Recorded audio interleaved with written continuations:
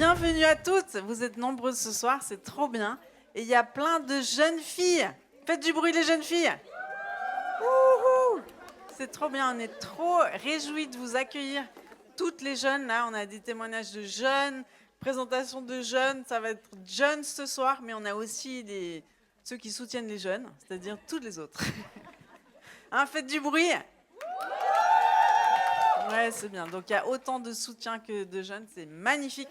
Donc soyez les bienvenus. On espère que vous êtes plein de filles à nous regarder sur le online. On sait qu'on a des groupes de Deborah Night. On en a en Suisse, on en a en France, on en a un petit peu partout. Et puis on a aussi développé des groupes Deborah. Toutes les femmes qui ont fait l'école des femmes, elles se retrouvent par région. Et ça, c'est une grande première. C'est la trop bonne idée à Darlene et c'est la joie au milieu des femmes qui peuvent se retrouver et puis vivre l'école des femmes ensemble. Donc c'est trop bien. Donc les petites jeunes, on est trop contente de vous avoir avec nous. Et puis donc je vais partager courtement. Après je ferai venir Émilie qui va nous introduire au témoignage, petit temps musical, etc. Donc, je trouvais intéressant, il y a ces deux passages dans la Bible qui m'interpellent. Le premier, c'est celui que vous connaissez très bien, enfin, ceux qui lisent la Bible, je sais pas. Mais c'est le dernier passage de l'Ancien Testament, c'est dans Malachie 4 au verset 5, et c'est écrit « Voici, je vous enverrai Élie le prophète avant que le jour de l'Éternel arrive, ce jour grand et redoutable. Il ramènera le cœur des pères à leurs enfants et le cœur des enfants à leurs pères, de peur que je ne vienne frapper le pays d'interdit. » Et ça, c'est vraiment un passage qui nous habite, en tout cas ici à l'Église, au milieu des femmes. On parle de réconciliation parce que Élie, c'était un grand prophète de l'Ancien Testament et c'est celui qui est cité comme étant celui qui prépare les voies de Jésus, celui qui prépare le chemin de Jésus. Et puis notamment, l'esprit d'Élie était dans Jean-Baptiste qui, lui, a préparé le chemin pour que Jésus puisse rentrer dans son ministère. C'est lui qui l'a baptisé, vous vous rappelez Jean-Baptiste? Et puis aujourd'hui, avant que Jésus ne revienne, c'est plus l'esprit d'Élie n'est plus sur une personne, mais il est sur plein de personnes. Et cet esprit d'Élie, il provoque quelque chose, c'est la réconciliation entre les parents et les enfants. Ça tourne le cœur des pères et des mères vers leurs fils et leurs filles, et ça tourne le cœur des fils et des filles vers leurs pères et leurs mères. Donc c'est un peu ce qu'on vit dans le parcours d'adoption, si vous avez expérimenté ce parcours. C'est la réconciliation avec la figure du père, avec la figure des autorités. Et derrière le père, la mère et les autorités, il y a Dieu ultimement, celui qui est l'autorité ultime. Ultimement, autorité ultime. Je dis plusieurs fois ultime. Mais tout ça pour dire que pour préparer ce chemin, il faut qu'il y ait une réconciliation qui prenne place. Il faut qu'on se rende compte que derrière l'image des parents, il y a Dieu. Et c'est pour ça en fait que Dieu nous demande de nous soumettre aux autorités, d'honorer nos parents, et que ça libère la vie. Alors bien sûr, on ne doit pas se laisser abuser, on est d'accord, mais il y a un juste équilibre. Et on doit chercher à se réconcilier avec cette figure-là, que l'ennemi va s'attacher, dès votre plus jeune enfance, à atteindre. Il va chercher à atteindre l'image des autorités parce que vous avez été maltraité par vos parents, des paroles de malédiction, des mamans qui vous ont dit « j'aurais mieux fait de ne pas te laisser naître », ce qui est la pire parole qu'on puisse dire. Mais souvent, on ne se rend pas compte. Hein. On donne ce qu'on a reçu ou on est incapable de donner ce qu'on n'a pas reçu. Donc, c'est des histoires comme ça, souvent douloureuses. Mais l'objectif de l'ennemi, à travers ces traumatismes parentaux ou des traumatismes d'autorité, genre des patrons abuseurs, des profs qui vous ont saqué à l'école, enfin tout ça, l'ennemi s'est attaché à vous blesser à travers les autorités pour que vous soyez déconnectés d'une image correcte de Dieu le Père, en fait, pour que vous soyez en distance avec lui. Donc ça, c'est pas l'objectif. L'objectif, c'est de vous reconnecter avec le cœur du Père qui pourra vous combler, en fait, qui est le seul qui peut combler tous vos besoins d'amour. C'est le Père. Et puis, il y a un autre passage dans Joël 2 au verset 28 qui dit « Après cela, je répandrai mon esprit sur toute chair, vos fils et vos filles prophétiseront, vos vieillards auront des songes et vos jeunes gens des visions. Même sur les serviteurs et sur les servantes, dans ces jours-là, je répandrai mon esprit. Je ferai paraître des prodiges dans les cieux et sur la terre, du sang, du feu et des colonnes de fumée. Le soleil se changera en ténèbres et la lune en sang avant l'arrivée du jour de l'Éternel, de ce jour grand et terrible. Alors quiconque invoquera le nom de l'Éternel sera sauvé. Le salut sera sur la montagne de Sion et à Jérusalem, comme a dit l'Éternel, et parmi les réchappés que l'Éternel appellera. » Donc dans ces deux passages, on parle de ce jour grand et redoutable, qui est le retour de Jésus, et qu'avant ce temps-là, il y a plein de choses qui vont se passer. Donc la réconciliation va prendre place, mais aussi le Saint-Esprit sera déversé sur toute chair. C'est-à-dire qu'on ne fera plus la différence, il n'y aura plus les hommes peuvent prêcher, les femmes ne peuvent plus prêcher. C'est pour les servants et les servantes, c'est pour les fils et les filles, c'est pour ceux qui sont plus âgés et c'est pour les plus jeunes. Donc c'est vraiment une réconciliation de tous qui auront accès à Jésus, qui seront remplis du Saint-Esprit et qui prépareront l'arrivée, le retour de Jésus. Vous avez déjà entendu parler du retour de Jésus ? Peut-être ou peut-être pas, mais en tout cas, il revient. Il revient et puis il vient chercher son Église. Mais avant qu'il revienne, il y a un déversement de son esprit qui va se produire et puis une réconciliation qui va s'opérer dans les familles, dans les couples. Ça va être juste énorme. Et puis nous, on aimerait prophétiquement annoncer ça et puis dire que moi, je suis maman de 6 garçons, hein, et j'ai compris en fait que le rôle de maman, c'était pas de briller pour soi-même, mais c'était de lever les autres, de les équiper, de faire des disciples, comme un pasteur en fait. Il fait des disciples, mais les premiers disciples, c'est ses enfants. C'est toujours ta première famille c'est toujours ta famille qui passe en premier. C'est ta zone d'exploration, d'expérimentation. Et c'est aussi l'endroit où tu seras jugé, apte ou pas au ministère. Tu sais, dans la Bible, c'est écrit, les pasteurs, il faut qu'ils soient mariés d'une seule femme, il faut qu'ils tiennent leurs enfants en soumission, il faut qu'il y ait de l'ordre, il faut qu'ils ne soient pas ivrognes et tout ça. Enfin, il y a des critères pour exercer le ministère. Donc tout ça pour dire que quand on est jeune, on a besoin d'être coaché, on a besoin d'être encouragé, on a besoin d'être lancé dans notre appel, même si on n'est pas tout prêt, pas tout parfait.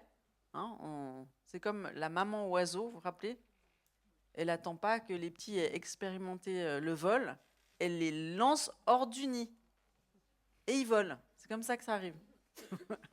Donc une maman, je peux vous dire que c'est pas facile. C'est pas facile d'être maman, parce que tes enfants, ils n'arrivent pas forcément toujours quand tu l'as prévu. Donc, ce n'est pas forcément facile de les accueillir, mais tu dois toujours te rappeler que c'est les trésors du ciel. Et ce n'est pas toujours facile de les laisser partir. Moi, j'ai connu toutes ces phases-là. Heureusement que j'en ai 6, parce que comme ça, il y en a toujours encore un petit peu à la maison. Mais si tu n'en as qu'un, imagine. Aïe, aïe, aïe. Donc, après, tu dois les laisser partir. Et tu dois aussi, à partir de 13-14 ans, tu ne dois plus leur dire mon petit chouchou, mon petit chéri. Parce qu'ils te disent quoi ? Je suis plus ton petit chouchou, maintenant je suis un homme, regarde, j'ai des copains, j'ai des muscles. Hein ? Tu dois changer ton langage, tu dois t'adapter. Et puis tu dois tu dois les lancer dans leur appel. Donc c'est pour ça que Dieu il considère que le ministère maternel, c'est le plus puissant au monde. Parce que c'est un ministère qui communique la vie. Parce que ton objectif, c'est pas de briller pour toi-même, mais c'est de faire briller. Amen. C'est de lancer chacun sur les rails de sa destinée. D'accord ? Mais ça demande aussi un papa. Tu peux pas le faire forcément, tu le fais moins bien toute seule, ou tu le fais plus difficilement toute seule, parce qu'il y a plein de mamans célibataires, vous faites un super job, je tiens à le préciser. Mais c'est vrai que c'est plus difficile que de le gérer à deux. Après, il y a des mères qui ne sont pas célibataires, mais leur mari fait absolument rien et est complètement désintéressé. Des fois, c'est pas mieux. Mais on bénit les hommes et on veut se réconcilier avec eux. D'accord ? Donc voilà, moi j'ai fini en fait ce que je voulais dire. Et puis j'aimerais introduire Émilie parce que Émilie Quinson, que vous connaissez certainement, vous l'avez vue plusieurs fois avec nous dans les Déborah. Donc bienvenue, on peut t'applaudir, Émilie. Donc on symbolise Émilie, toi, tu as toujours à cœur la jeunesse. Tu as plein de choses à leur dire, tu as des témoignages explosifs à leur communiquer. Ils peuvent tellement bien s'identifier à toi. Donc, on a besoin d'être stratégique. Et puis, dans une armée, on a besoin de savoir qui porte quoi et qui doit être placé où. Et toi, tu es un très bon élément. Émilie, bravo. Merci. Tu es bien placée au milieu des jeunes filles en particulier, parce qu'elles peuvent s'identifier à toi, tu peux leur dire tout ce que tu as traversé. Enfin, elles se disent, si elle y est arrivée, moi, je peux aussi y arriver. Mais tu attires aussi celles qui ont un parcours pas forcément difficile. Mais en tout cas, j'aimerais t'honorer, Émilie, parce que tu as ce punch pour rassembler les foules. Tu as la joie qui communique. C'est Dieu qui t'a fait comme ça pour un temps comme celui-ci. Et donc, je voulais te permettre cette soirée, et on verra les autres soirées, mais il y en aura certainement plein d'autres. On voulait comme poser cette pierre blanche pour ouvrir ce temps de la moisson au milieu des jeunes filles. Tu l'as déjà un petit peu expérimenté à travers tes soirées pyjama. Une Ouais, une. Déjà On une dit mais parce qu'il y a déjà la date de la prochaine. C'est pour Oui. ça que j'y dis. Et puis, une petite vidéo d'une petite soirée entre filles, 27, déjà c'était beaucoup. Mais avec tout d'un coup un impact sur les réseaux, 69 000 vues, 140 commentaires. Enfin, c'est toi, Alexandra, qui me fait le rapport. Bon rapport, Donc, Alexandra. On se disait, Émilie, est-ce que tu seras prête à accueillir 2000 jeunes filles? Non, on ne pourra pas, là. Non, pas toute seule. Il faudra louer l'Arcadium. Oui, ou l'étage. Oui, mais 2000, on ne met pas non plus à l'étage. Mais on travaille à ce qu'on puisse s'agrandir. Donc, Émilie, tu avais un sujet à cœur que tu as déjà évoqué en fait, dans tes échanges avec les jeunes filles. Est-ce que tu aimerais nous en parler? Oui. Déjà, merci. On peut dire merci, Maman Sandra. On peut l'applaudir. Merci, Maman Sandra. C'est dans d'autres cultures qu'on dit Maman Sandra, mais on peut le dire quand même. On peut initier Maman Sandra. Moi, je l'appelle Mams ou Maman Sandra, mais pas trop Mams parce qu'il faut quand même aussi toujours avoir l'honneur et le respect. Et moi, je voulais vraiment te remercier, Sandra, de cette transmission aussi. Et je trouve que c'est quand même une soirée historique. C'est très, très beau ce qui est en train de se passer et surtout ce que le Saint-Esprit et ce que le Seigneur il est en train de faire.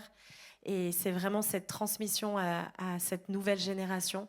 Et c'est vrai qu'on n'a pas la stratégie de A à Z, mais ce qui est tellement beau, c'est de collaborer avec le Saint-Esprit. Puis le Saint-Esprit, il nous montre pas à pas, il nous montre ses stratégies et il nous montre comment aller rejoindre le cœur de cette nouvelle génération. Donc, elle l'a très bien fait, Sandra. Et puis, voilà, elle a engendré des fils, mais elle a engendré aussi des filles, moi et plein d'autres. Et on est vraiment au bénéfice de ce ministère. Et moi, je peux dire que je suis au bénéfice de l'investissement qu'elle a fait pendant des années. C'est ça l'amour. Parce que le thème, vous avez vu les filles, c'est quoi l'amour? Déjà, je vous le dis, l'amour, c'est celui qui persévère, c'est celui qui se bat, c'est l'amour juste, c'est l'amour vrai, c'est l'amour pur. Et puis c'est ce qu'elle porte, Sandra, puis c'est ce qu'elle m'a transmis en tout cas. Et puis elle m'a aidée à me remettre sur les rails et à rester sur les rails avec Jésus. Et moi, mon désir, c'est vraiment de aussi le transmettre à ces jeunes filles et d'impulser, alors je ne vais pas dire empuissancer, parce que c'est quand même pas dans le vocabulaire français, mais on dit empuissancer grâce à notre David Sass. Mais notre cœur ensemble, avec toutes ces Déborah, c'est aussi, et le cœur de Sandra, notre cœur à toutes, c'est de lever des jeunes Déborah. C'est ça le plan de Dieu, c'est notre cœur, mais plus que tout, c'est le cœur du Père. Et j'aimerais juste vous poser cette question, parce qu'on est dans ce thème, puis je sais que les filles, vous avez toutes envie d'avoir une réponse. C'est quoi l'amour? L'amour, c'est quand même assez large. Puis on pourrait faire toute une soirée sur c'est quoi l'amour. On pourra le faire peut-être dans des soirées pyjama, on pourra décortiquer le sujet. Mais ce que j'ai envie de vous poser déjà comme question, si maintenant je vous posais à toute la question, première question, comment vous avez été introduit à l'amour? la première expérience de l'amour, de cette expérience de l'amour dans votre vie? C'est quoi la première expérience? Comment vous avez été introduit à l'amour? Et là, quand je vous le dis, vous avez peut-être beaucoup un premier souvenir qui revient. Et souvent, les souvenirs qui vont revenir par rapport à ce sujet, ce n'est pas des souvenirs de maintenant, c'est souvent des souvenirs de notre enfance. Et les premiers auteurs qui nous ont introduits à l'amour, c'est nos parents. Vous êtes d'accord?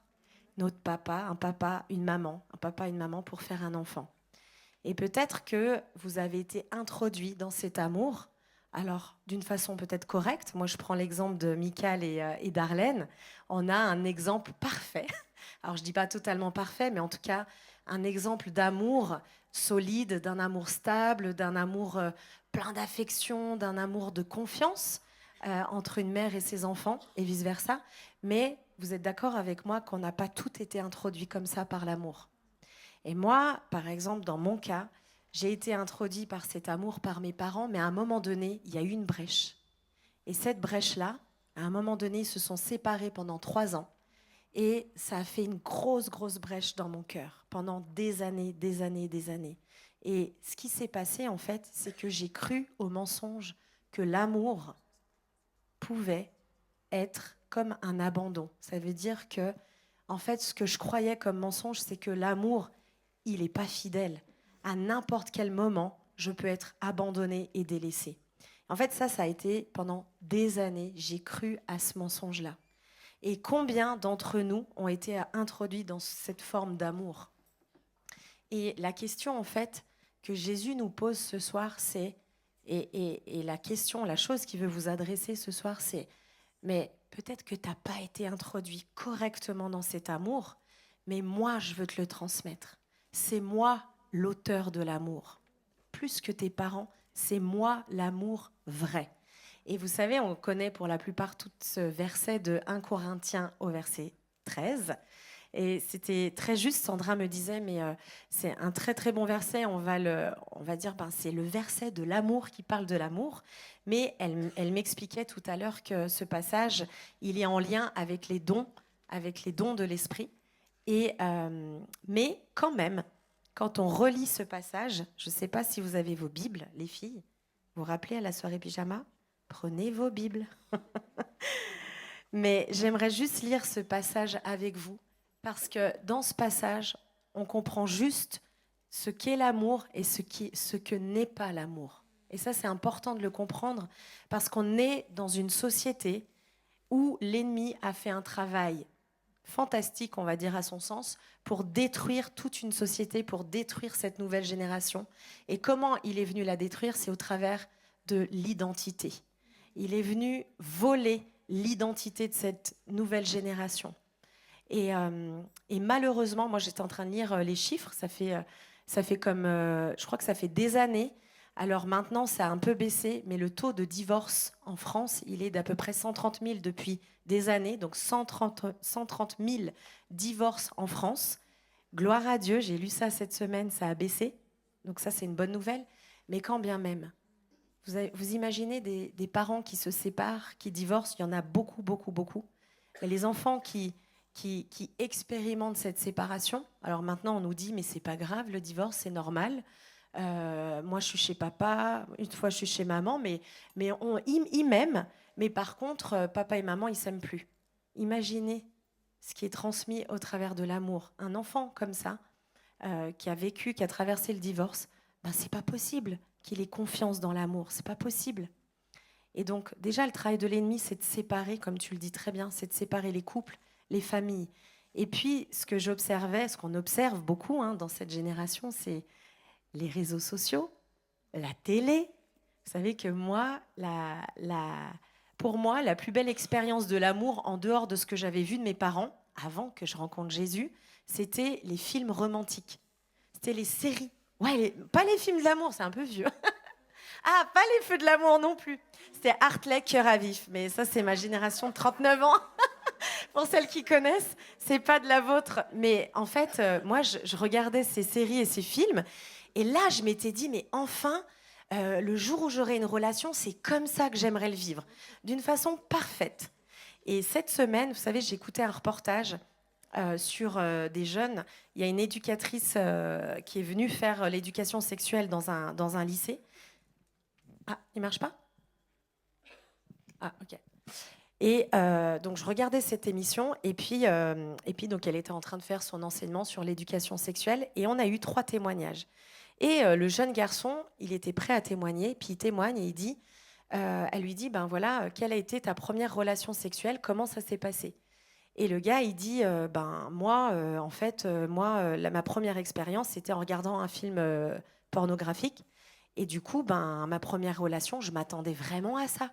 Je m'attendais à vivre un truc comme un film porno. Et ça l'a pas été, et ça m'a vraiment choquée de vivre autre chose. Et en fait, c'est ça. C'est fou, hein, mais c'est ce que la société nous montre. C'est les séries, c'est la télé, c'est les réseaux sociaux. On nous montre que les filles, ben, elles doivent avoir les lèvres pulpées, les fesses bombées, le corps parfait. Et en fait, après, les filles, qu'est-ce qu'elles croient ? Elles croient que c'est comme ça qu'elles vont être aimées. Et en fait, j'aimerais vraiment dénoncer ça. Et je vous lis juste pour finir, ce que j'ai dépassé le temps. Aïe, aïe, aïe, dépasse pas le temps. Et j'aimerais vraiment vous lire ce passage pour qu'on puisse réaliser ce que c'est vraiment l'amour, qui est Jésus, qui est l'amour parfait. L'amour, il est patient, il est plein de bonté. L'amour, il n'est pas envieux, il ne cherche pas à se faire valoir. Il ne s'enfle pas d'orgueil, il ne fait rien d'inconvenant. Il ne cherche pas son propre intérêt. Il ne s'aigrit pas contre les autres, il ne trame pas le mal. L'injustice l'attriste, la vérité le réjouit. En toute occasion, il pardonne, il fait confiance, il espère, il persévère et il est fidèle. Et cette parole-là, c'est juste pour que vous compreniez ce qu'est l'amour. Et ce qu'est l'amour, c'est une personne et c'est Jésus. Et c'est vraiment ce qu'on veut vous transmettre. Et moi, mon cœur, notre cœur, en fait, c'est de vraiment lever ces jeunes filles, ces jeunes Déborah, mais qu'elles puissent retrouver leur identité, qu'elles puissent réaliser qui elles sont en Jésus, pour qu'elles soient capables après de faire les bons choix, qu'elles puissent prendre les bonnes décisions, qu'elles puissent recevoir leurs valeurs, qu'elles puissent voir combien elles sont belles au travers du regard de Dieu. Et c'est ça qu'on veut faire au travers de ces soirées-là. On veut vous le Père veut vous révéler, veut vous aimer, veut vous lever aussi dans ce que vous êtes appelés. Mais pour que vous puissiez être levé dans ce que vous êtes appelés, il faut que vous puissiez réaliser et expérimenter l'amour de Dieu, l'amour pur. Voilà. Merci beaucoup, Amélie. Merci, merci. Plein de trésors pour vous, les jeunes filles, et puis même pour les mamans qui sont là et qui nous regardent. Merci beaucoup. On va écouter... on a une petite pause musicale avec Anne-Léa et Anaïs. C'est trop bien. Vous pouvez les applaudir.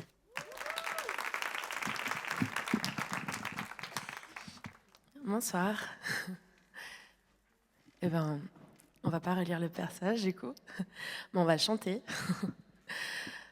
En fait, Anaïs a choisi ce chant quand je lui ai demandé « Mais t'as pas une idée pour un chant sur le thème de l'amour ?»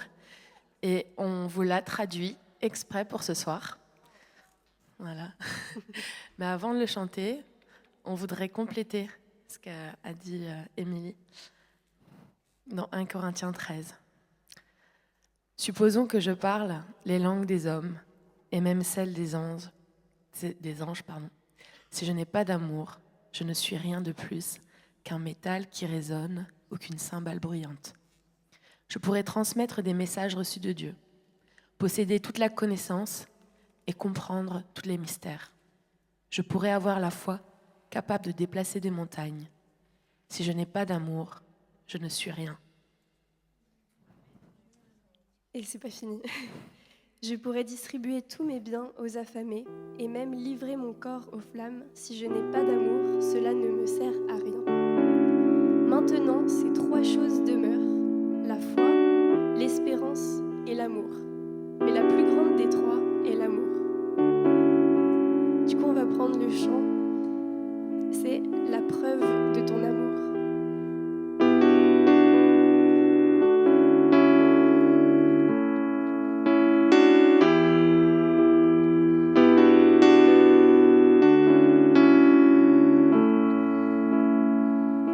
Si je chante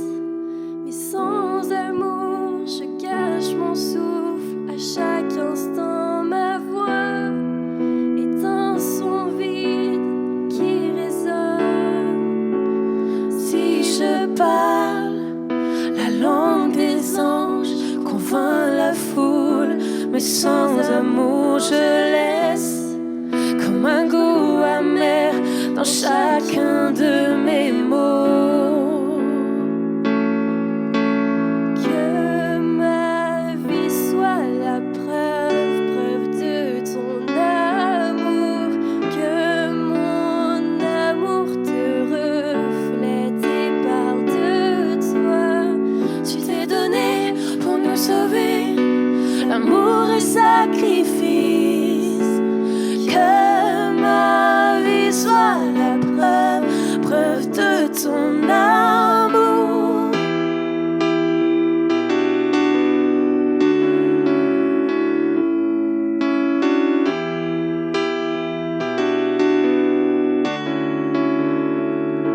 Si je donne un démuni, mais sans amour, qui donc est pauvre, il semble que la vraie misère se cache en moi. Que ma vie soit la preuve de ton amour, que mon amour te reflète et parle de toi. Tu t'es donné pour nous sauver, amour et sacrifice. Que ma vie soit la preuve de ton amour.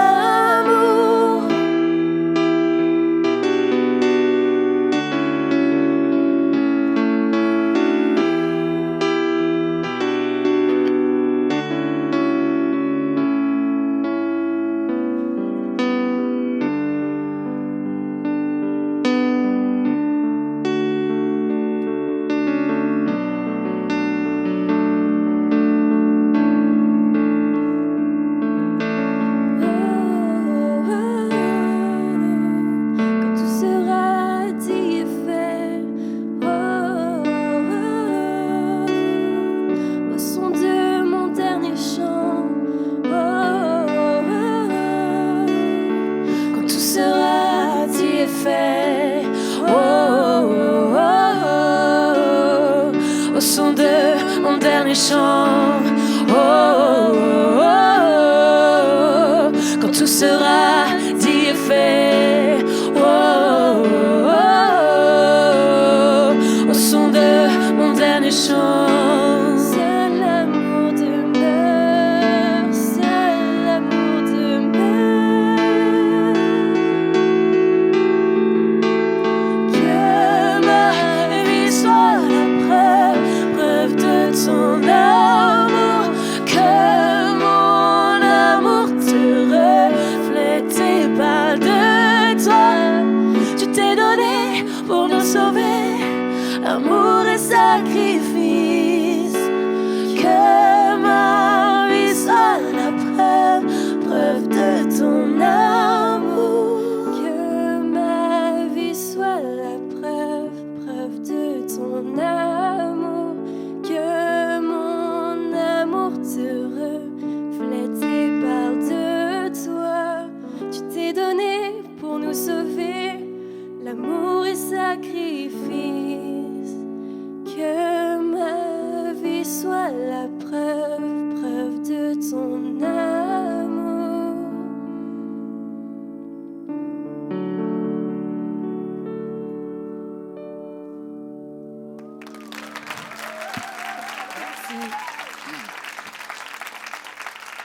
Waouh, waouh, waouh. Applaudissez-les la plus fort, les filles.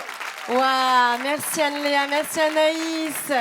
Vous êtes belles, magnifique et votre voix. Oh là là. Là, c'est une belle transmission, hein. Anne-Léa et Anaïs, bravo, bravo. Là, on devrait faire un clip quand même. On devrait faire un petit clip. Je vois très bien le clip. Ce serait... Je dis souvent, je vois les clips des gens. Ce serait tellement beau. Bravo, bravo, bravo. C'est beau, hein. Vous êtes touchés, hein? On pourrait même la chanter à l'église quand même, hein? Bon, merci encore. Donc, on va accueillir maintenant notre belle Keren. Elle est où, Keren? Notre premier témoin. Voilà. On peut applaudir Keren. Ah là là, bravo Keren. Tiens, tu peux allumer. Voilà. Bienvenue, Kéren. Magnifique. Merci. Alors, Kéren, on se connaît bien avec Kéren. Kéren, elle sert au milieu de la jeunesse dans cette église. Elle a un cœur rempli d'amour pour les autres. Hein, elle aime plus que tout le Seigneur. Et puis ce que j'aime collaborer, j'aime servir le Seigneur avec Kéren, parce que Kéren, c'est une explosion de joie. Donc quand on est à deux, je peux vous dire, c'est une double explosion de joie. On rit, on prie, on pleure ensemble, on apprend ensemble. Donc voilà. En tout cas, Kéren, elle a un magnifique témoignage par rapport à... C'est quoi l'amour? Donc, je te laisse commencer, Kéren. Bienvenue, en tout cas, et merci d'être là. Merci à toi de me faire confiance et de me permettre de témoigner aujourd'hui. Donc, comment Dieu m'a conduit à découvrir l'amour. Donc, je sortais avec un garçon. On est restés ensemble pendant 6 mois. On m'entend pas. Donc, on est restés ensemble pendant 6 mois. Et en fait, pendant ces 6 mois, lui, il n'était pas chrétien et il s'est intéressé à la religion, quoi. Donc, moi, je me suis mis avec lui. Je me suis dit, bon, bah, il va finir par se convertir. Voilà, on va avoir des enfants, tout va bien se passer. Et en fait, ça a été l'inverse. C'est plutôt moi qui a commencé à me compromettre, à partir dans l'autre côté. Les trucs que je me disais, bah, ça, je ne ferais pas. Et ben, j'ai commencé à les faire. Ça, non. Petit à petit, en fait, c'est moi qui me perdais. Donc, il y a eu beaucoup de culpabilité, beaucoup de honte et beaucoup de tristesse qui sont rentrées là-dedans. Et Dieu a utilisé beaucoup de personnes pour me faire comprendre qu'en fait, c'était pas sa volonté. Donc, il a commencé par une copine à moi qui a fait un rêve sur moi. Et elle m'a dit ce rêve. Et quand elle m'a dit ce rêve, j'ai écouté. Et, j'ai demandé à Dieu de me prouver est-ce que c'était vraiment sa volonté. Et il m'avait déjà répondu. Mais sauf que moi, j'aimais bien le garçon. Je voulais continuer dans cette relation. Donc, on a continué dans cette relation. Et une autre fois, une cousine à moi qui venait de se convertir, elle m'écrit un message, elle me dit « Mais tu sais, Karen, c'est pas parce que c'est le premier garçon avec qui tu sors que tu dois te compromettre. Oublie pas les valeurs que tu as, oublie pas... » Elle me rappelait tout ça, en fait, parce que moi, j'avais grandi avec une maman chrétienne, donc on avait ces valeurs-là de « il faut pas faire ci avant le mariage, il faut que ça soit comme ça. » Et quand elle m'a écrit, j'ai lu son message, mais pareil, j'ai laissé de côté. Et un autre jour, elle m'appelle au téléphone et elle me dit bah, « Keren, ce que tu me disais quand on était petite, de vraiment te préserver avant le mariage, c'était vrai ce que tu disais. Maintenant que je suis en Christ et tout, je comprends que c'était vrai. Et vraiment, ne te perds pas, tout ça. » Et quand elle coupe le téléphone, j'ai vraiment eu l'impression que c'était Dieu qui parlait à travers elle. Donc je me suis dit « Waouh !» Et là, j'ai dit à Dieu bah, « J'ai envie de revenir vers toi. » Mais ce n'était pas encore le grand pas. Et j'écris à ce garçon-là, je lui dis, bah, si on continue la relation, il y a ça qui va devoir changer, il y a ça qui va devoir partir, ça. Moi, je vais devoir changer aussi, mais voilà, il faudra qu'on change cette relation en tout cas. Et je lui ai expliqué aussi que j'étais triste parce que je me compromettais dans beaucoup de choses. Et il m'avait compris, mais il m'a dit, bon, bah, on laisse les fêtes passer et après les fêtes, on décidera de ce qu'on fait de cette relation. Donc, les fêtes passent, donc moi, je pars chez ma maman, donc... la maman, elle met un coup de fouet encore. En mode, tac. Et après, bah, c'est fini. Ce temps-là avec ma maman, je devais revenir pour travailler. Et en revenant sur le chemin, j'étais dans ma voiture, je m'en souviens, quand j'arrive vers Annecy, je me dis, je commence à pleurer. Comme si je comprenais que là, il y a une décision qui va devoir être prise, en fait. Je pleure. Et je dis à Dieu, Seigneur, je l'aime tellement, ce garçon, que si c'est moi qui dois le quitter, je n'y arriverai pas. Mais tout ce que je sais, c'est que toi, tu peux faire passer ta volonté auprès de n'importe qui. Et je suis partie travailler. Au moment de la pause, je regarde mon téléphone, c'était fini. Et il m'écrit pour me dire que c'est fini, je ne veux pas être un frein avec ta relation avec Dieu. Je ne veux pas me battre avec quelqu'un qui... Priez la volonté de Dieu, les filles. Voilà, avant qu'on demande la volonté de Dieu, il faut attendre la réponse aussi. Du coup, quand il me dit, voilà, je ne veux pas être un frein avec ta relation avec Dieu, je ne veux pas me battre contre quelqu'un, en fait, je ne sais pas qui c'est, tu m'as toujours dit que tu le choisirais, et là, je ne veux pas. Et moi, je me dis toujours, bah, il faut avoir une explication quand même, tout ça. Et Dieu a mis une fermeté dans son cœur du genre, non. Et moi, après, j'ai été super triste. Donc, c'est au travers... J'ai été super triste, j'ai passé beaucoup de temps à pleurer dans ma chambre. Et c'est là que tu te rends compte que ni copine, ni maman, ni papa, ni tante va avoir le mot pour te consoler. Et ça a été vraiment Dieu qui a été cette consolation pour moi. Et il s'est montré comme un Dieu d'amour, un Père d'amour. Et moi qui avais toujours l'habitude comme de faire pour prouver, pour être acceptée, tout ça, là j'étais en incapacité de fournir quoi que ce soit. Donc dans ce moment où tu peux rien faire, mais où Dieu lui vient et il se présente à toi et il lit dans ton cœur, parce que des fois tu peux même pas parler, tu sais pas comment t'exprimer, tu sais pas que dire en fait par rapport à ce que tu ressens. Et ben lui, ce qu'il fait, c'est qu'il te comprend. Il vient et te comprend. Donc c'était devenu ma raison de me réveiller chaque matin. Parce que je l'avais découvert et j'étais là. Il n'y a personne d'autre que toi qui est là pour moi à ce moment-là. Et j'ai connu l'amour inconditionnel à ce moment-là parce que je n'avais pas besoin de faire. Mais lui, il était là et il m'aimait, pas pour ce que je faisais, mais pour qui j'étais. Wow. Et c'est comme ça. Waouh. C'est beau, hein. Et là, tes copines, elles chanteraient le chant Amour inconditionnel. Parce qu'elles me font des playlists de musique chrétienne. Amour inconditionnel, c'est ça? C'est ça que tu as vécu, Keren. Amour inconditionnel. Vas-y. Elles vont le faire, hein? Vas-y. Allez. Tu t'es... Oui. Amour inconditionnel. Wow, amen. Magnifique. Merci, Keren. C'est beau. Et du coup, maintenant, t'attends l'amour, le vrai. Ah oui, Dieu il m'a dit de patienter. L'amour, c'est une personne, comme tu as dit, et c'est Jésus. Ouais, puis après, t'attends maintenant le mari. Exactement. C'est bien. Exactement, il arrive. Amen. Merci beaucoup, Keren. Merci pour ton cœur. J'aime son cœur. Vous pouvez l'applaudir. Bravo, t'es courageuse. C'est que le début, Keren. Bravo. Alors, les filles, c'est bon hein, d'entendre ça. C'est rempli d'espérance. Ça nous donne envie de chercher Jésus et de le connaître, hein, tout simplement. C'est magnifique. Vous êtes prêtes pour un deuxième témoignage? Alors, on va accueillir Alexandra. Vous pouvez l'applaudir. Belle Alexandra. Fais le petit micro. Voilà.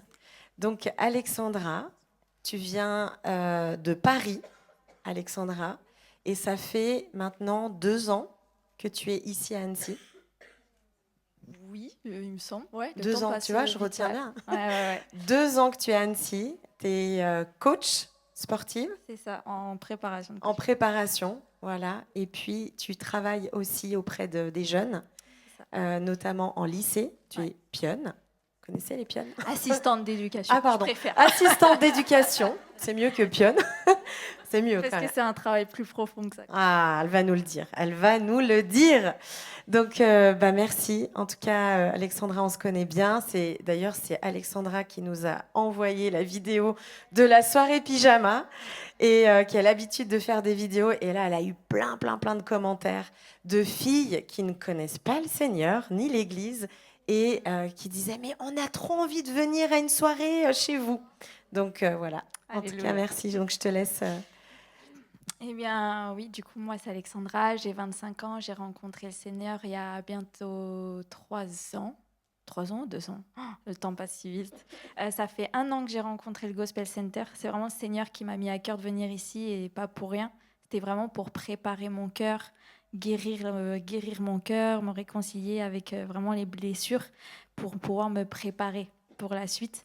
Et pouvoir le servir. Et c'est pour ça que Dieu m'a vraiment mis à cœur d'être vraiment proche des jeunes. Donc du coup, je suis assistante d'éducation dans un lycée et je fais aussi du coup le service national universel. Donc c'est entre les 15-17 et c'est sur 12 jours. Donc j'ai pu vivre des expériences vraiment particulières avec les jeunes et ça a été glorieux comme j'ai été vraiment très attristée de voir ce qui se passait réellement. J'ai que 25 ans, hein, mais j'avais pas le souvenir en fait que ça se passait comme ça. Et j'ai pu vraiment faire des constatations, des remarques, et j'ai remarqué, et j'ai jamais en fait remarqué qu'il y avait autant de jeunes filles qui prenaient des antidépresseurs. Et ça m'a tellement bouleversée de voir ça. Des dépressions, des crises d'angoisse. J'ai tout noté sur mon papier, c'est important. Aucune notion de l'amour, comme on le disait, parce que forcément aujourd'hui dans le monde, l'amour c'est complètement biaisé. Hein. beaucoup de sentiments d'abandon, la comparaison, l'hypersexualisation. Ça se dit, oui.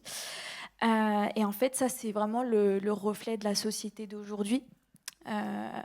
Parce qu'aujourd'hui, la société, elle veut nous mettre dans un moule. C'est la mission de l'ennemi, c'est de pouvoir nous mettre dans un moule. Et en fait, quand on ne rentre pas dans ce moule-là, on n'est pas suffisant aux yeux du monde.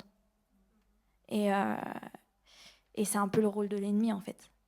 En faisant ça, c'est lui-même, en fait, il nous éloigne de l'amour de Dieu.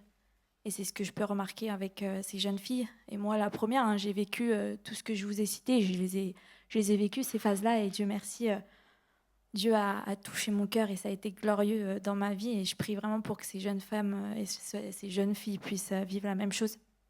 Et en fait, ce que j'ai constaté, que c'était vraiment toutes ces choses-là qui ne viennent pas de Dieu, viennent en fait clairement apporter une perte d'identité totale. Et je vais vous prendre un petit exemple. Donc, vous voyez, Dieu, il vous a créé bleu. Et le monde, il vous fait devenir comme ça, orange. Mais Dieu, il peut vous redonner votre couleur initiale. Et c'est vraiment ce qui est en train de se passer. Je vais vous donner, parce que du coup, le Seigneur, il m'a mis sur le chemin. Hein. Il m'utilise pour toucher le cœur de la jeunesse. Et je vais vous donner 2 exemples. J'en ai beaucoup des exemples, mais je vais prendre ce que j'ai là. C'est une jeune fille que j'ai rencontrée.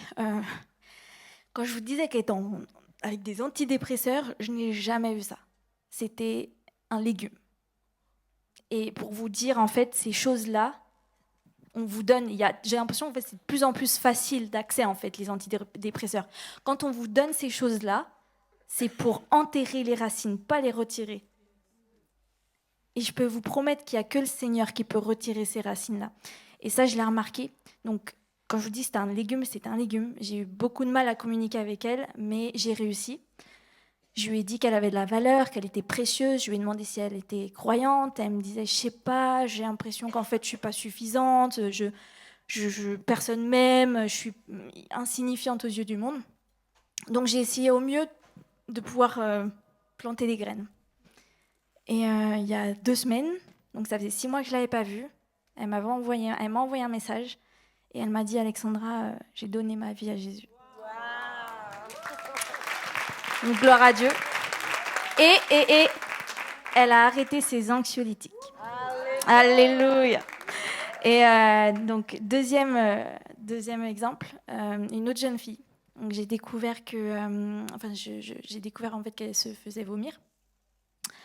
Donc, je suis tout de suite intervenue, mais pas pour aller crier haut et fort, bien évidemment, chose que je devrais, mais je ne le fais pas. Au personnel, oui, c'est passé ça. J'ai voulu vraiment creuser plus profond, donc j'ai passé du temps avec elle, je lui ai demandé comment ça se passait pour elle, et finalement, ça venait d'un sujet bien plus profond dans la famille. Et donc, j'ai essayé de traiter cette situation-là. Je lui ai quand même conseillé d'aller voir des professionnels, parce que quand même. Eh bien, vous savez quoi ? Il y a 1 semaine, elle m'envoie un message et elle me dit, Alexandra, heureusement que tu étais là parce que maintenant, on peut bien officiellement dire que ça fait 1 mois que je ne suis pas passée par là. Wow.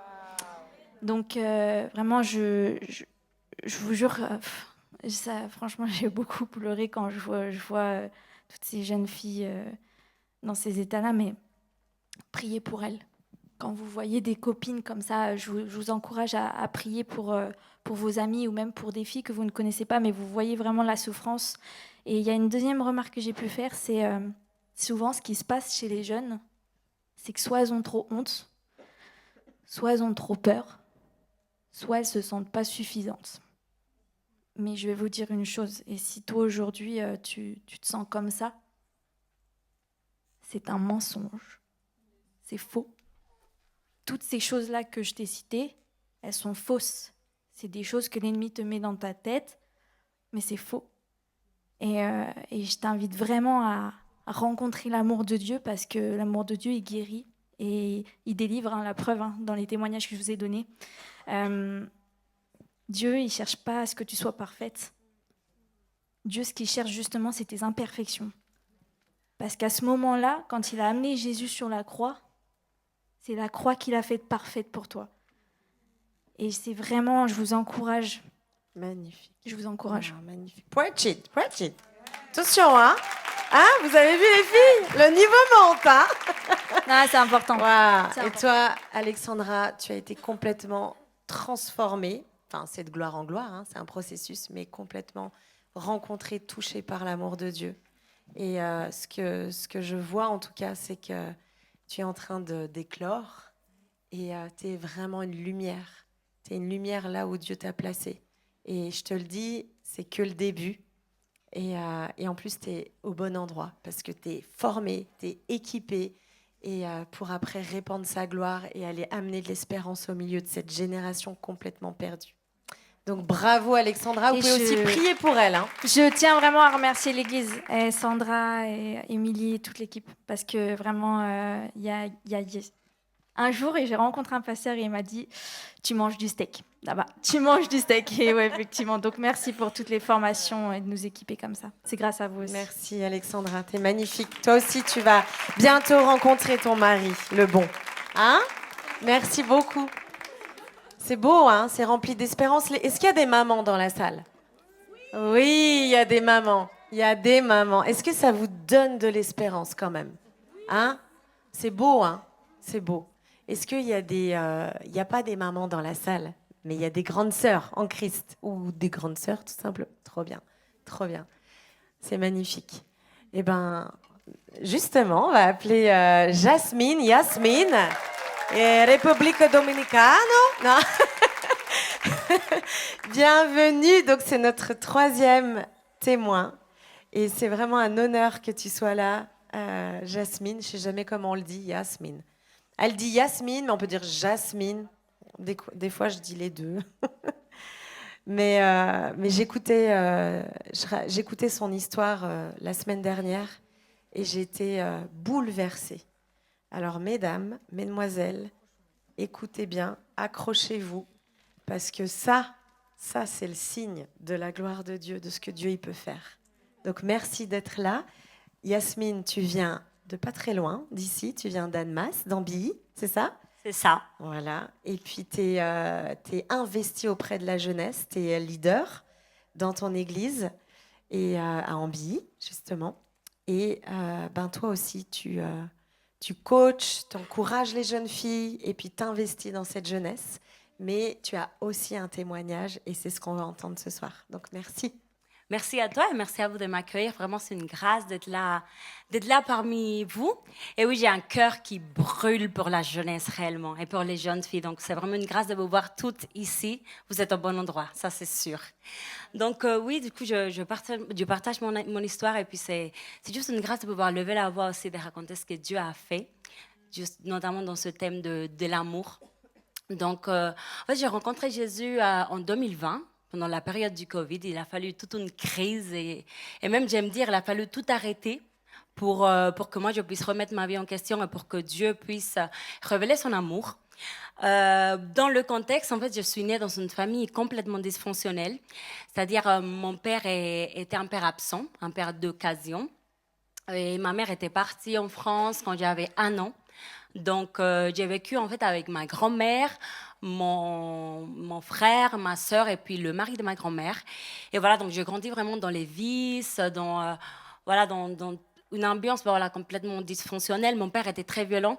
D'ailleurs, les souvenirs de mon père de mon enfance, c'était il venait, quand ça débordait un peu avec mon frère, il tapait, il frappait mon frère et après il partait. Donc, c'était vraiment les occasions pour lesquelles il s'est présenté. Entre-temps, j'ai du coup le mari de ma grand-mère, j'ai subi des attouchements sexuels de par le mari de ma grand-mère. Il faisait du coup une sorte de prostitution, c'est-à-dire on était quelques filles, il nous donnait de l'argent, donc 5 pesos dominicains pour ceux qui connaissent, et il jouissait de nos corps. Et voilà, donc nous, impuissantes en tant que filles en évent, forcément, n'avais pas trop la voix pour arrêter ce genre de choses et même pour en parler. Donc voilà, j'ai grandi avec ça. Et à l'âge de 11 ans, j'ai été recrutée par quelqu'un pour faire de la danse, parce que j'aime beaucoup la danse, j'aime beaucoup danser. Et sans hésitation, j'avais dit oui. Du coup, j'ai commencé à faire ma première télé à 11 ans, du coup 11, 12 ans, parce que c'était un programme pour enfants. Et j'ai utilisé la danse comme un mode échappatoire. C'est-à-dire que je voulais m'échapper avec du recul. C'était un échappatoire de la réalité, de ce que je vivais. Et la danse est devenue mon idole, mon Dieu. C'est-à-dire que c'était là où, sans la danse, je ne pouvais pas vivre. C'est là où j'allais exprimer mes émotions, exprimer tout ce... combler aussi ce manque de l'abandon, tout ce vide, etc. Et du coup, au fur et à mesure que j'ai grandi, forcément, avec la danse, il fallait se montrer. Donc, j'aimais beaucoup toute cette reconnaissance, ce mot trait. Et j'avais pas du mal à danser un peu bien déshabillée. Enfin, pas complètement déshabillée, mais de manière impudique. Et voilà, donc... toute mon adolescence, c'était la danse, la danse, la danse. Et puis, je trouvais aussi comme des pères, des gens qui m'entouraient. Je me sentais, j'avais un besoin d'appartenance aussi, donc qui était comblé par un groupe de danse finalement.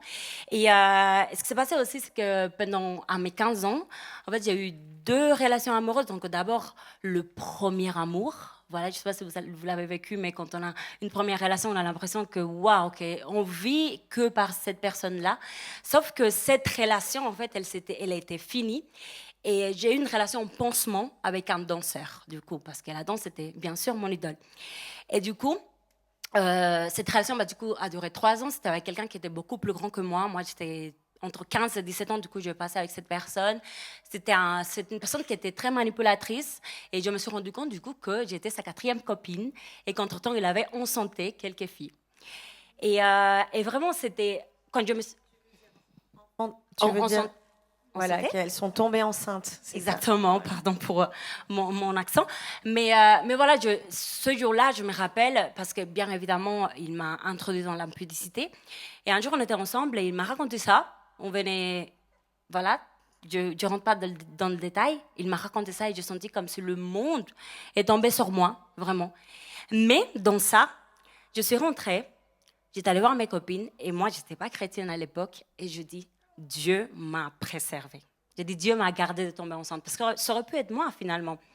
Et du coup, ça m'a brisée parce que du coup, j'étais tellement en manque d'amour les départs des parents. Ma grand-mère, elle faisait de mieux qu'elle pouvait elle s'est battue parce que du coup, son mari ne nous aimait pas. Il ne comprenait pas pourquoi mes parents étaient partis et que nous, on n'était pas vraiment ses enfants. Mais ce manque d'amour, du coup, je le comblais avec plein de choses. J'aimais aussi beaucoup sortir. Pour ceux qui me connaissent, je suis quelqu'un de bien énergétique, donc j'aime toujours danser pour Jésus maintenant, faire la fête, mais je faisais beaucoup la fête. D'ailleurs, on a été témoins. Tu as dansé à la live party, c'était waouh. En plus, j'ai dansé ici, c'était tellement improvisé. Mais voilà, j'aimais beaucoup les boîtes de nuit, je faisais la fête, etc. Parce que pareil, c'était toujours un mode échappatoire. Jusqu'à 2018, je suis venue en France retrouver ma maman. C'était une petite fille qui criait « Je veux ma maman ». Et sans hésitation, du coup, j'ai dit oui parce que malgré tout, ma grand-mère essayait de qu'on soit en contact. Et du coup, en 2018, je suis venue en France et pour moi, c'était une mise à part parce que je ne pouvais plus continuer en République dominicaine de par la vie que je menais aussi. Sauf que ça n'a pas été tout parce que bien sûr, ma maman, j'arrive, je ne la connais pas. Et il fallait tout un travail de restauration.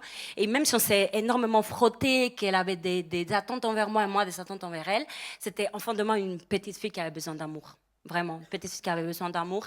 Mais j'ai rencontré Jésus 2 ans après, donc en 2020, pendant cette période du Covid, où Dieu m'a révélé son amour. Dieu m'a racheté, il m'a donné une identité de fille, il m'a adoptée et il a restauré cette relation que j'ai avec mon père. Maintenant, il est consacré pasteur par la grâce de Dieu. Ma mère est aussi une guerrière du Seigneur, elle est aussi en Christ. Il a fait tout un travail de restauration et je remercie énormément. Je disais à Émilie, la formation Esaïe 61, ce ministère-là qui m'a beaucoup aidé à libérer le pardon envers mes parents et surtout accepter que je suis une fille. En réalité, que je suis une fille, que je peux être adoptée, que je peux être aimée, que je peux recevoir son amour et que, certes, on est indigne, mais Jésus l'a fait. Jésus l'a fait pour nous et Jésus nous a aimés le premier. Est-ce que tu peux juste nous dire, au moment où tu es visitée par l'amour de Dieu, juste ça? Oui. En fait, ce qu'il faut savoir, c'est que j'étais beaucoup sur les réseaux sociaux parce que j'avais laissé toute une vie en République dominicaine. Je suis venue à 18 ans ici. Et un jour, je m'étais pour passer tout le contexte, je m'étais couchée et j'ai entendu une voix. Je ne savais pas que c'était le Saint-Esprit qui me disait supprime tes réseaux sociaux. Et moi, j'ai supprimé mes réseaux sociaux et en fait, à chaque fois que j'avais envie, j'étais allée lire un verset de la Bible et je faisais un plan biblique qui s'appelait Mes premiers pas avec Jésus.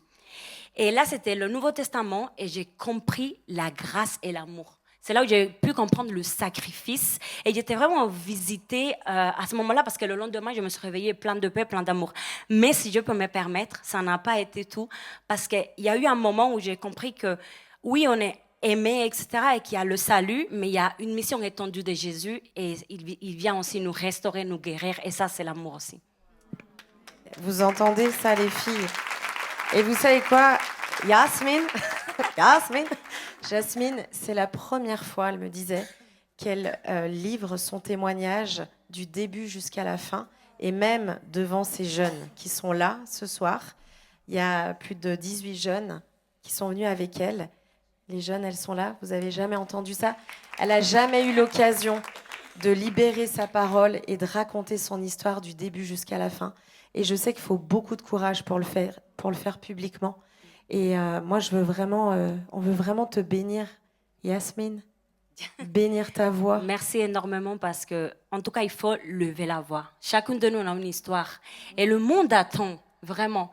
Et même parmi l'Église aussi, il faut lever la voix et raconter son histoire de l'hiver. Moi, c'est la première fois et j'ai foi que ça va pas être la dernière. Non, ça, c'est sûr. que le début, Jasmine. Ta misère va devenir ton ministère. C'est exactement ça. Et vraiment, t'es magnifique, mais tu es belle de la gloire de Dieu. Et t'es la fille chérie du Père. Et là où t'as été témoin de tous ces manques, c'est là où tu vas pouvoir aller chercher toutes ces filles. Amen. Et puis leur révéler l'amour de Dieu. Yes. Et tu as vraiment une compassion, un zèle pour Jésus, une passion pour Dieu, mais tu as vraiment la compassion du Père. Et alors que tu livres ton témoignage, je prie que tu reçoives encore une dose de son amour, une Amen. dose de sa guérison. Amen.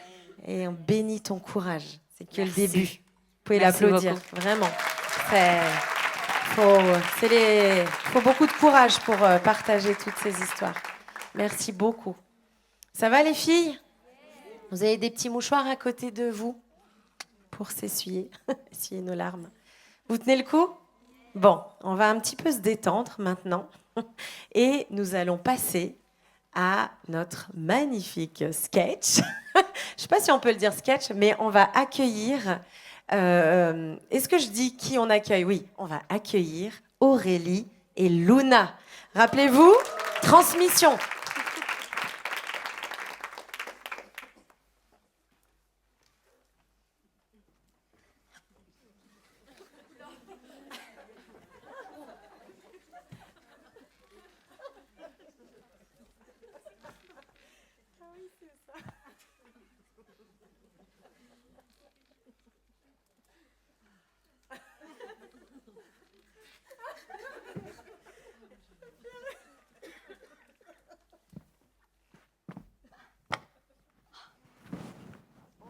Ça va? Maman. Ça va, sinon je te dérange pas? Non, Fais ça gaffe, va. hein. Tu vas bientôt tomber en burn-out, là, je le sens. Tu crois? Ouais, c'est sûr. Ah! J'ai un petit cadeau pour toi. Parce que je suis une mère parfaite, donc... Tiens. Ah ouais. Mm. Crème anti-escar. T'en donneras à ton père aussi, hein. Ah ouais? Mhm. Mais arrête avec tes cadeaux bizarres, là, maman, sérieux. De toute façon, ce matin... Depuis ce matin, j'ai le somme. J'ai grave le somme. Ma journée a été trop grave pourrave, sérieux. T'as pas idée. J'en peux plus. Je m'en fais une idée, oui, mais... Vas-y, qu'est-ce qui se passe? Bah, regarde. J'ai pas pu faire ma frange ce matin. Horrible. Horrible. C'est vrai. Toute la J'avais journée comme ça. oublié que Imagine, toute la T'avais journée. des vrais problèmes dans la vie. Bah, tiens. Désolée, ouais. Non, Tu c'était veux qu'on affreux. en parle ou... Oh, flemme. Arrête. Ok, bah... Parce qu'on a quand même un programme ce soir, enfin, on est Oh pas là pour non, rien, trop quoi. flemme. Non, trop flemme. Ça fait Attends. beaucoup, hein, quand même. Non, j'appelle Sophie. Non, ça sert à rien. Je l'appelle pas, je la snap. Attends. Mais aidez-moi. Bon, on va peut-être commencer la conférence, non? Oh, sérieux? Quoi C'est l'heure du biréel. Vas-y. Mais ça fait 5 fois aujourd'hui, il est 17h30. Bah, T'es revenu à quelle heure? 17h15. Bah, on s'en fiche. Allez, vas-y. Fais comme si t'étais un peu moins vieille. Ah ouais. T'as même pas le temps de te coiffer avec ça, c'est pourri. Bon, commence la conférence peut-être. Tu peux essayer d'être moins toi? Ouais. Bon, parce qu'on commence, hein? C'est bon? Tu te concentres? Vas-y, arrête, tu me mets le seum, je te dis. Non, mais en fait, le truc, c'est qu'elles sont quand même toutes là. Qui ça? Bah, les Déborah. Hein? Bah oui. C'est ce soir. Oh, maman, sérieux? Oh, j'ai pas de style, là. J'ai pas pu faire ma frange et tout. Bah, Je suis pas sortable. Arrête d'inviter du monde à chaque fois quand je suis pas prévenue, là. Mais c'était prévu. C'était prévu. Oh. C'était prévu. Il y a même les jeunes avec nous. Mais oui. Oh. Ah bah... Heureusement, j'ai mis ces super bottes. Super. Bah, vas-y, hein. Bon, on commence? Bah, Bon, ouais, je vas-y. sens toi, tant pis. Ok, donc bienvenue à toutes. Aujourd'hui, le thème, c'est les langages d'amour. Super thème. Mais avant de faire les langages d'amour, il faut connaître les langages tout court. Donc, pour ça, il y a du boulot, sachant que elle n'est pas là. Donc, pour ça, ouais, on va... Tu peux m'aider? Tu peux être, tu peux être Je en suis là, présentiel, s'il te plaît, là? Oh, Enfin, je sais arrête, pas, c'est bon, sois je suis là. Bah ouais, C'est bon. non. Oh. Vas-y, Ok. commence. Donc, on va commencer par la première leçon, quand même. Tu veux m'aider? Arrête de me regarder, je t'ai dit j'ai le seum. Ah bah voilà. Écoutez, le seum. J'en peux plus. Le seum. Bah, qu'est-ce que c'est le seum? Voilà. Maman, notez, hein. Les mamans, là, notez. Le seum, ça s'écrit S-E-U... Ça s'écrit pas. Et vous pouvez le placer dans les phrases à peu près au début, au milieu. Enfin, en fait, c'est comme une virgule, ok? Vous placez à peu près tout le temps. Et bah tiens, dis, ça veut dire quoi? Parce que Hein? je sais pas, du coup. Bah, sert à quelque chose, quoi, je sais pas, enfin, c'est Oh, un truc. arrête la gênance. Bah ouais, je sais, mais bon. Du coup, je suis trop gênée. Bon, allez, Alors, c'est bon. comment vous expliquer que le seum, c'est, comment dire, déjà, c'est quand t'as le seum, déjà. C'est bien. Comme ça, c'est ça, hein, ok. Et puis, c'est entre, comment dire, c'est entre choc-barre et dégoûté. Entre choc-barre et dégoûté, ouais, c'est ça. Genre, t'as capté? Ouais. Moi, j'ai la vision, t'inquiète, j'ai la vision. Ouais. Ok. Et bah, leçon numéro 2, choc-barre. Choc-barre, qu'est-ce que c'est? Et bah, me dis rien, je vais essayer de deviner toute seule. Choc-barre. Alors, attendez, choc-barre, barre, une barre. Simple, ça va? Choc-barre, barre chocolatée, barre au chocolat, et après t'as dit dégoûté. Bah le goûter quoi, enfin barre chocolatée pour le goûter. Mais oui, bah voilà, mais vas-y, trouve-moi d'autres mots simples, vas-y. Sérieux. Pff, tu peux Je pas gère. dire ça, maman, tu me fous la honte, sérieux. Non, mais je fais tout le temps, hein, de toute façon. Ouais, t'es gênante. Oui, Bon, attends. Alors, choc-barre. Bah moi j'explique. Bah C'est oui, mieux, bah, c'est mieux si c'est moi. Alors, si tu veux parler notre langage à nous, tu vois, Ouais. et bah déjà il faut que tu saches qu'il y a 2 langages. Genre le langage de la cité. Non, faut pas dire ça, maman. Ah, Faut pas le ok, dire, ok, d'accord? pardon. Ok, tu le dis pas. On est d'accord, elle le dit pas, hein? Elle le dit pas. Oh. Alors, du coup, choc-barre, c'est genre, tu vois, t'as les 2 langages, t'as le verlan. T'as le verlan, mais un peu différent, pas pareil. Verlan et verlan, ok? Donc verlan. Et puis donc, du coup, t'as Kécho, tu vois? Donc Kécho, mais Kécho, c'est pas ouf. Du coup, comme c'est pas ouf, choc-barre. Ok? Parce que Kécho, c'est un blouson chez Decathlon. Ah là. Alors non, ça c'est Quechua, mais ok. Ok, ouais.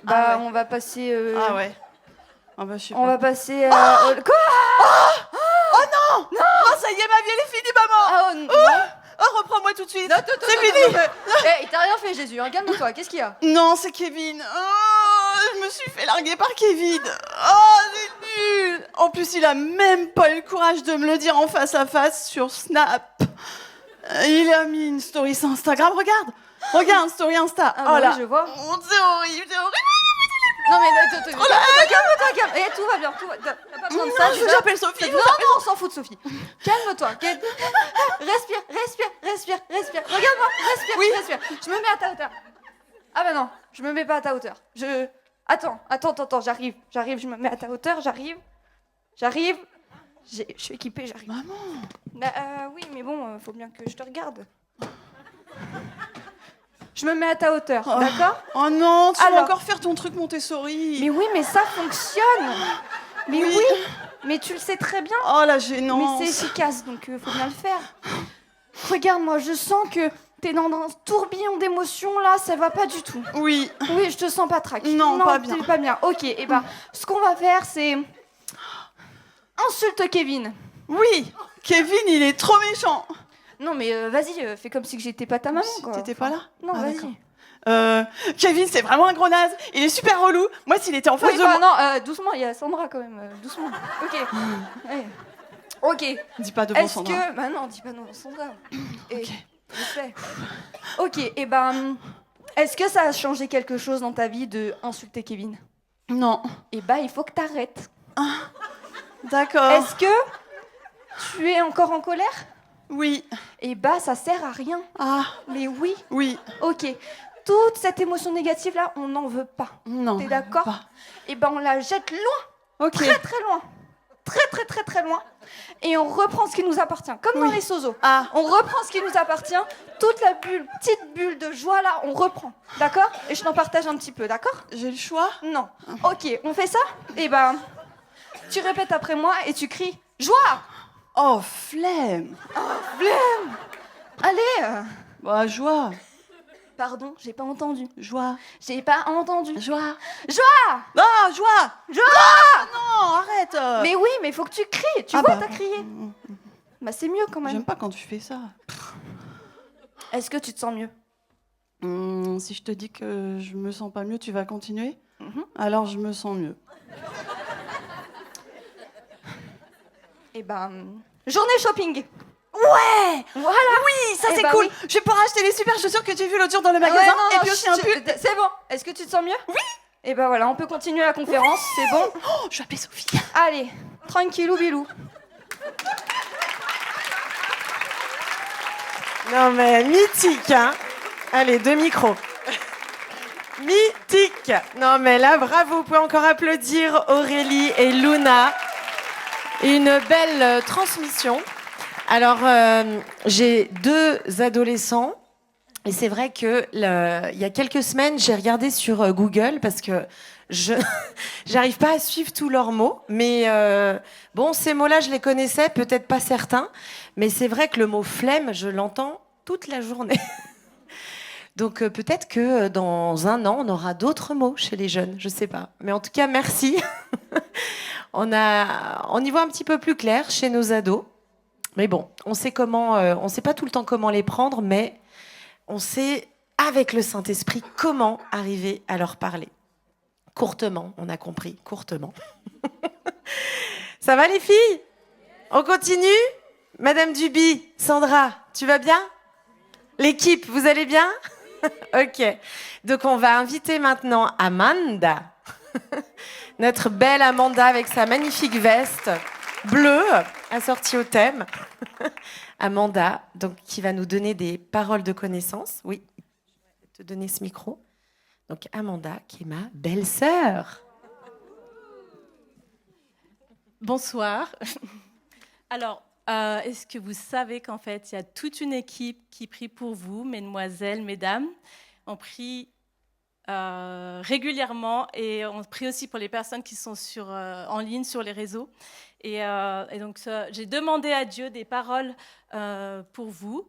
Et il y a une première image qui est venue. Dieu peut parler comme il veut, mais il y a une première image qui est venue. Ça peut paraître cliché, mais ce n'est pas cliché.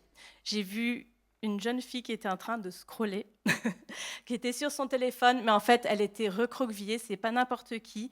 C'est une personne qui dit « Je ne veux plus sentir ». Et en fait, cette personne, elle ne veut plus sentir parce qu'en fait, sa vie, c'est seulement la douleur, la dépression. Mais en fait, elle ne sentira, elle veut pas sentir, même il n'y aura pas les bonnes choses en fait aussi. Et ce que je sentais que Dieu veut dire, c'est en fait, l'image s'est poursuivie et en fait, je voyais vraiment un moment où Jésus se positionne devant cette personne et il relève son visage. Et je crois que c'est vraiment, ce moment que j'appelle maintenant, où Jésus se place devant toi.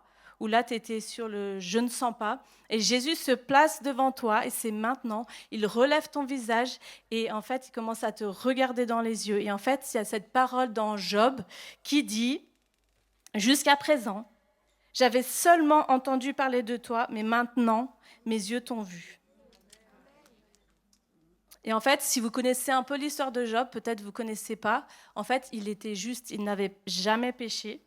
Et je chantais un peu que cette personne, c'était comme si, en fait, il y avait des offenses qui avaient été commises contre toi, envers toi, et que ce n'était pas de ta faute.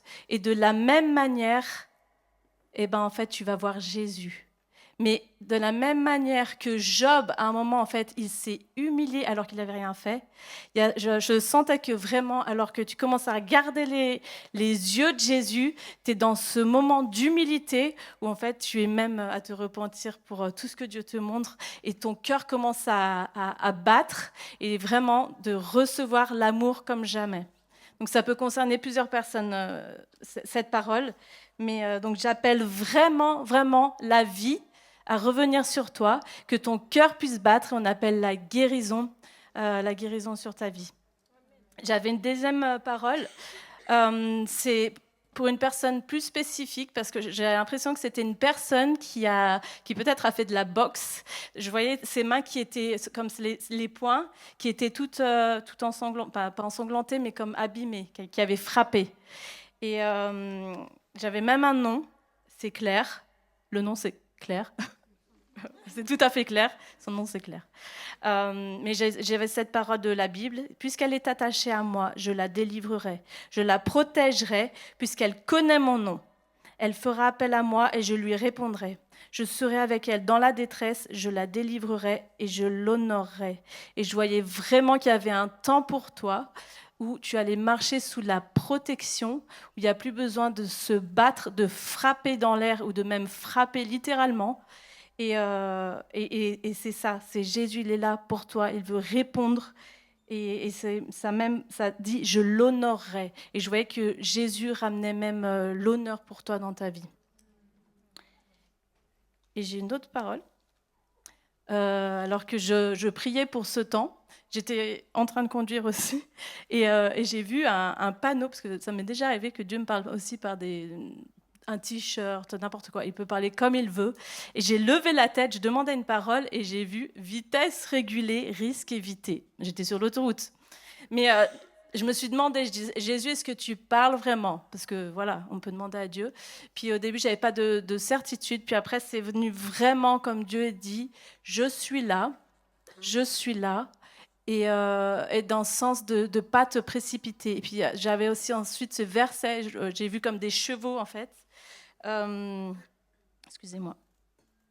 Mais ça dit, je sais maintenant que l'Éternel sauve celui qu'il a désigné par onction. Il lui répond du ciel, de sa sainte demeure, par le secours puissant de sa main droite. Les uns s'appuient sur leurs chars de guerre, d'autres sur leurs chevaux. Et en fait, là, ça parle c'est le roi David qui a reçu l'onction, mais je chantais que c'était quelqu'un qui avait eu un appel bien précis sur sa vie, comme si l'onction et l'appel sur ta vie sont assez clairs, et que Dieu était en train de dire, pas de précipitation, mais aussi qu'il est là, et que de ne pas t'appuyer en fait sur des chars de guerre, alors, je ne sais pas ce que ça représente pour toi, ou sur des chevaux, mais vraiment de compter sur lui, et ça, c'est des personnes qui ne vont pas tomber. Voilà, c'était les paroles que j'avais. Merci beaucoup, Amanda. Tes paroles sont précises. C'est une femme remplie du Saint-Esprit qui est sensible à la voix de Dieu. C'est beau. Alors, avant qu'on termine, ça va ce micro? Oui, c'est bon? Pardon? Ouais. Donc avant qu'on termine, je vais juste vous proposer, pour celles qui aimeraient donner ce soir leur vie, leur cœur à Jésus, est-ce qu'on peut juste fermer les yeux très rapidement? Et ce soir, c'est vraiment une invitation pour toi, que tu sois une adulte, une femme, une maman, pas une maman, une jeune fille. Ce soir, il y a vraiment une rencontre. Jésus, comme elle l'a très bien dit, Amanda, son regard est sur toi. Jésus te voit, il t'a toujours vu depuis que tu es dans le ventre de ta mère et bien avant. Et ce soir, le Seigneur Jésus veut venir te racheter, veut venir t'arracher de ces ténèbres dans lesquelles tu es. Il veut venir sauver ta vie. Il veut répandre, il veut transmettre son amour. Donc si c'est toi ce soir, je t'inviterai juste à lever la main comme une vaillante courageuse. Et toutes les filles qui nous regardent, c'est votre moment aussi. S'il y a une personne ce soir qui est interpellée, qui sait qu'elle doit donner sa vie à Jésus, c'est le moment, c'est maintenant. Jésus, il est là et il veut racheter ta vie. C'est donné pour toi à la croix. Il a payé de sa vie. Il a fait couler son sang. Il a été meurtri pour que tu puisses être racheté au prix de sa vie. Il veut te racheter, il veut t'aimer ce soir pour que tu puisses vivre une vie en lui, en abondance et éternelle. Ok, super, merci, j'ai vu. Est-ce qu'il y a d'autres personnes ce soir? En tout cas, on veut prendre un temps avec vous. On veut prier pour vous tout à l'heure. Et puis, je vais inviter Darlène pour les annonces. On vous bénit aussi, celles qui nous regardent. Et puis, on priera aussi en ligne. Alors, quelques petites annonces. Pour celles qui ne savent pas, on a redémarré l'école des femmes. Donc, on a déjà vécu la première session, mais on ouvre... les inscriptions restent ouvertes jusqu'au 15 février. Donc, si vous n'êtes pas inscrite, je vous encourage à vous inscrire. Il y a plus de 1100 femmes qui sont inscrites. C'est juste incroyable. C'est 6 sessions Zoom et puis tout un parcours Lève-toi Déborah à regarder en ligne. Donc, si vous voulez encore vous inscrire, c'est possible.